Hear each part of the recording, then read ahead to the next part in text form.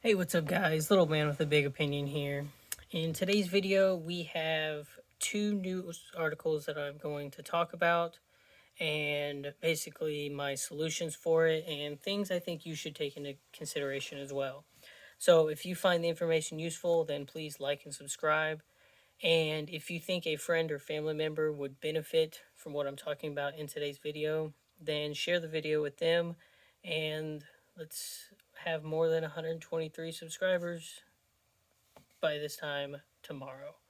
So, the first article that I'm going to talk about, I kind of talked about it in another one of my news update videos, and that is the situation at the Hoover Dam. Um, Water levels are at historic lows. And when I say historic lows, you can start to see some of the structures in the back that help um, intake water into the power plant. You're starting to see those come out of the water. Uh, when it was built in the 30s and 40s, it was the largest hydroelectric dam in the US and in the world, and still now today it's one of the biggest.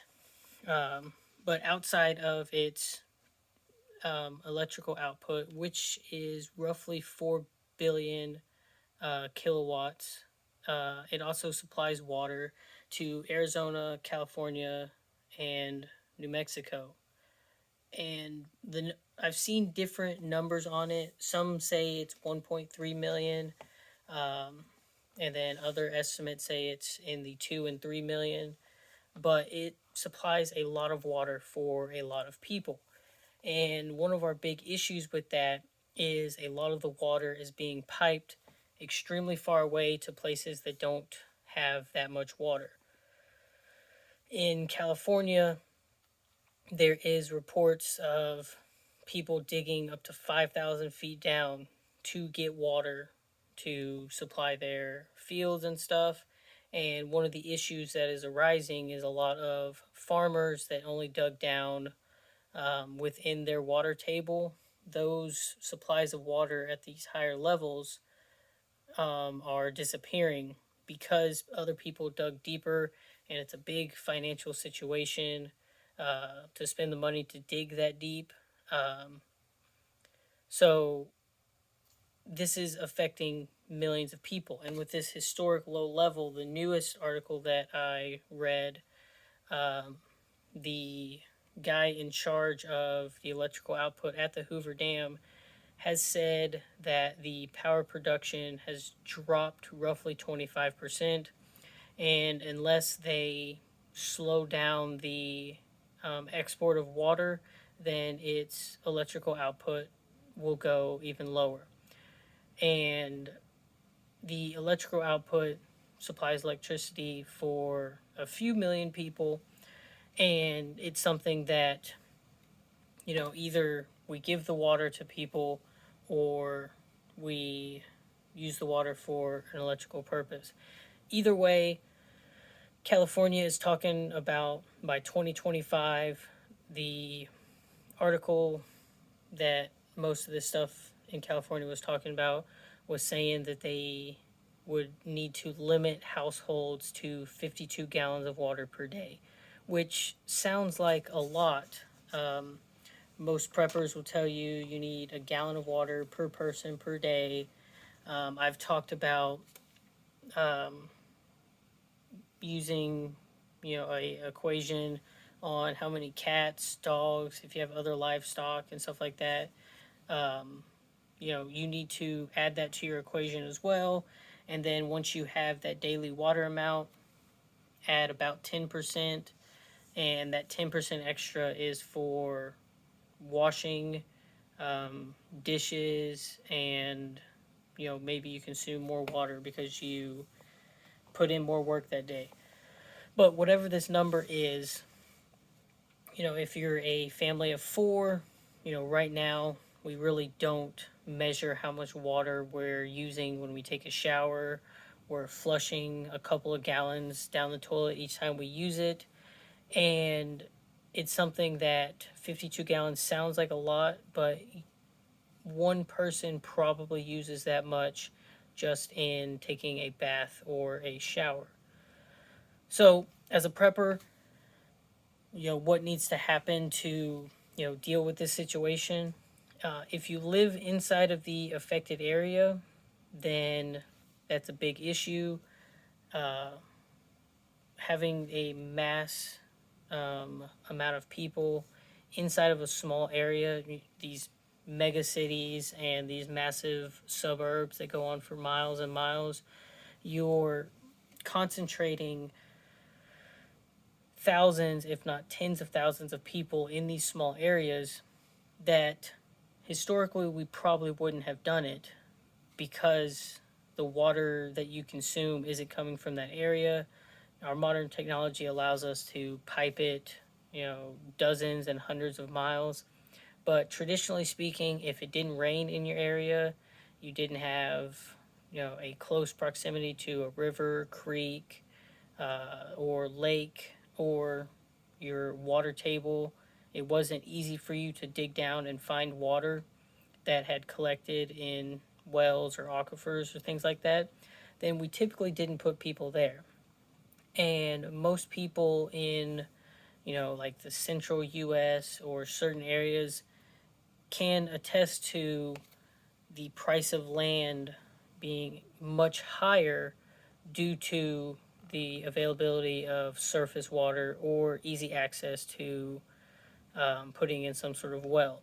So, my first solution is if you live somewhere where you can't actively get all of the water you need from a body of water, you can't dig down deep enough to get access to water, or you don't have enough rainfall to collect water into a rain catchment system, then if you've seriously considered taking the next step in prepping, you're probably wrong.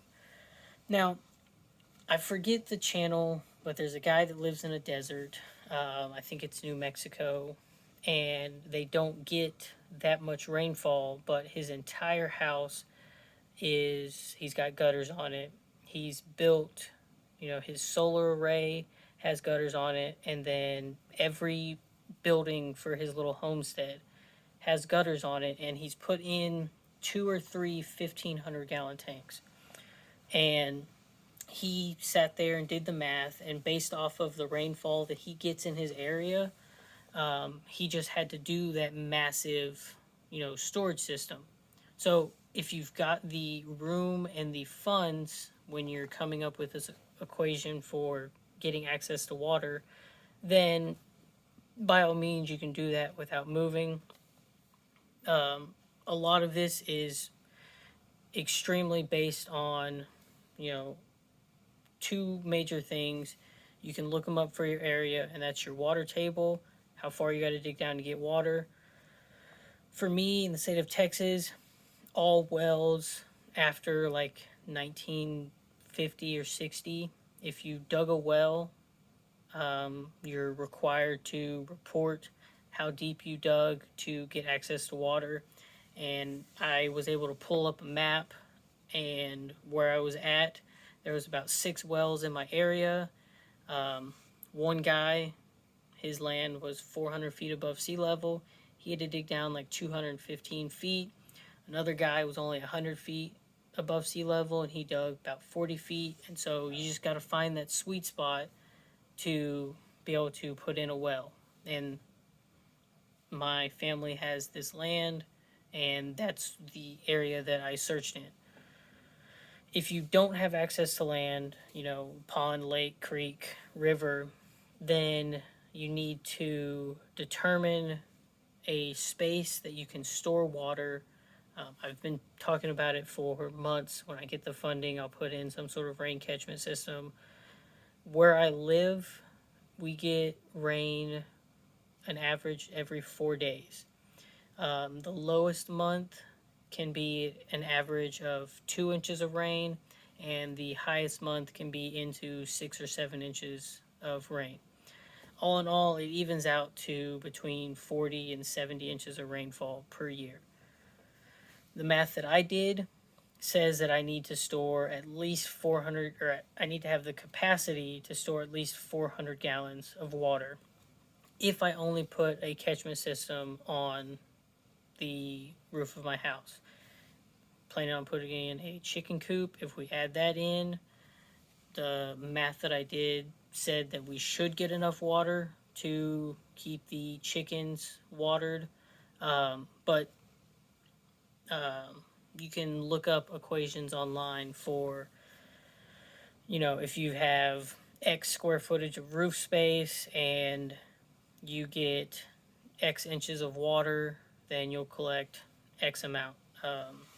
I just found something simple online, and it took a little bit because I didn't know the exact square footage of the roof, but that's what I think most preppers should do.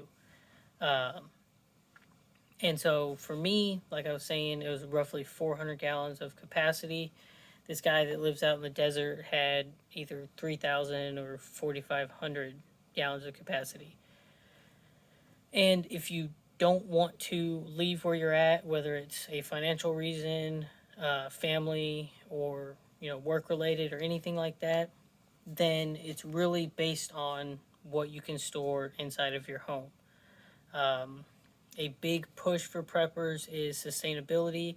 So after I put in this catchment system, in theory, if our rainfall continues on the average that it is, it should be enough without having to rely on city water or having to fill up a bucket or digging a well in my backyard. That being said, you live in an apartment or a city, you don't plan on leaving that for the reasons that I just mentioned, then you need to be able to map out some way to store it. Water is extremely heavy, roughly 8 pounds per gallon. So, I would space it out around your house. And with that, your biggest hindrance is having the storage space. Like if you were in a 1-bedroom apartment, you probably couldn't get away with 6 months worth of water storage unless that was the only thing you were storing.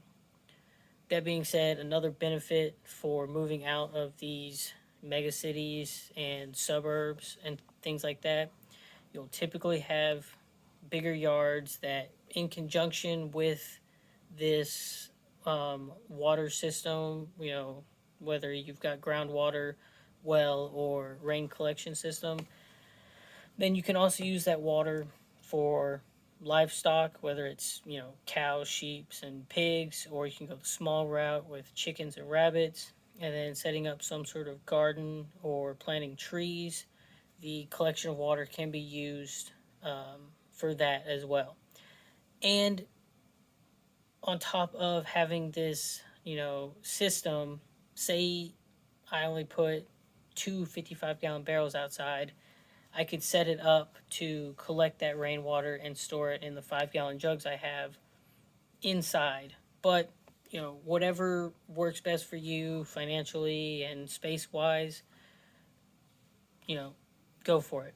The last thing I would say on this is when you're setting up this collection system, make sure it is weather resistant. So I'm doing 55-gallon barrels. I need to be mindful of when it freezes. If you set up a well, make sure your pipes are insulated. You don't want the thing to fail on you in the middle of winter and you lose your access to water. And with that, if you have anything else you would add to this topic, leave it in the comment section down below. And again, if you have a friend or family member that would benefit from what we talked about in today's video, then share the video with them. And I'll catch you in the next one.